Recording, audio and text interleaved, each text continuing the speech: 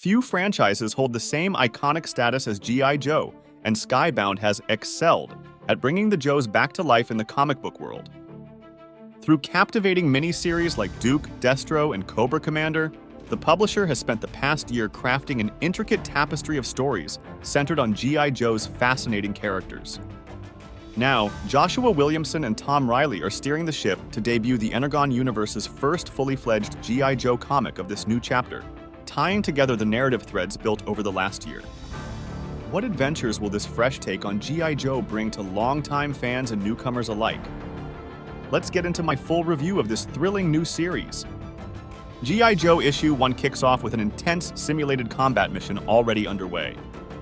We not only watch Duke lead his team into action, but he also serves as our narrator, guiding readers through the story. As the Joes use jetpacks to fend off a horde of armed combat drones, Duke introduces his squad members, starting with Rock and Roll, Craig McConnell, a heavy artillery specialist. Next is Stalker, Lonzo Wilkinson, a multilingual expert at navigating high-pressure scenarios. Then there's Cover Girl, former model Courtney Krieger, who's a master at tank mechanics.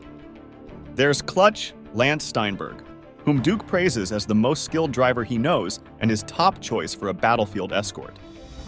Finally, we meet Baroness Anastasia Sisarovna, a war criminal by reputation, but Duke insists her skills make her an invaluable addition to the team. The simulated combat wraps up with a tense moment as Baroness, forcibly recruited after her defection, nearly plummets from the sky due to a malfunction in her jetpack. This moment underscores the fact that while G.I. Joe may be assembled, they're far from a cohesive unit. Duke even agrees with Baroness's blunt assessment that they are outmatched, outgunned, and behind technologically. He bluntly admits they'd stand no chance in a real confrontation today. Meanwhile, in Springfield, Destro supervises the expansion of a formidable army powered by their discovery of crystalline Energon, a resource that significantly enhances their firepower and offers capabilities their adversaries can't hope to rival. Despite this breakthrough, Destro and Cobra Commander acknowledge that Energon alone won't be enough to achieve their global domination goals. To bridge that gap, Destro reveals a new weapon he has developed, which he claims will elevate their forces to unparalleled heights. He explains that applying Energon to a standard infantry rifle transforms it into an energized laser weapon. Cobra Commander is thoroughly impressed with the weapon's demonstration, clearly envisioning its potential. Elsewhere, Flint makes his entrance at a casino in Abu Dhabi, intent on confronting a wealthy circle of arms dealers. When one of the dealers attempts to intimidate Flint, he swiftly delivers a fitting response. After overpowering the bodyguards in a brief skirmish, Flint warns the arms dealers to cease supplying Mars before receiving an urgent summons to return to base. At the pit, Colonel Hawk addresses Duke's concerns about his team's weaknesses, particularly Duke's desire for them to emulate his own skills. However, Colonel Hawk draws on his battlefield experience to counsel Duke, reminding him that the team only needs one Duke. The other members must be allowed to excel in their own unique ways. The following day, Duke gathers the team for a mission briefing assigned by Colonel Hawk. Military intelligence has confirmed that a significant portion of alien tech from the giant robots, referencing the conclusion of Transformers Issue 12, crashed into the ocean, and their mission is to secure a fragment of Energon now being transported to a Colorado lab for study.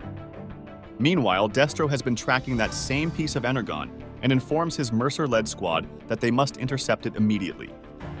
Cobra Commander adds a grim directive. Mercer's mission includes leaving only one survivor to spread tales of their might and instill fear in the name of Cobra. The assault begins with Mercer hacking into the lab systems to disable its defenses. This is immediately followed by an all-out attack on the unsuspecting Joes. Duke orders Rock and Roll, Clutch, and Cover Girl to secure the prized asset and get it out of the facility, while Stalker and Baroness provide cover for their escape. As Destro observes from afar, Duke takes aim at Cobra's air support, successfully neutralizing their aerial threat. At the same time, Mercer's squad intensifies its unyielding assault on the Joes. They breach the lab housing the Energon, leaving the Joes alarmed at the advanced cutting-edge weaponry Cobra's forces have deployed. Rock and Roll urgently implores Clutch and Cover Girl to move the asset to safety, but his plea is cut short as he's struck in the face, leaving him bloodied while Cobra's forces seize the Energon. Despite his injuries, Rock and Roll makes a final, desperate attempt to thwart the enemy, but he's brutally struck down, suffering a devastating hit. My overall thoughts on G.I. Joe Issue 1? It delivers exactly what you'd want in a fresh reboot. Explosive action, dynamic characters, and an enticing cliffhanger that keeps you hooked for the next installment.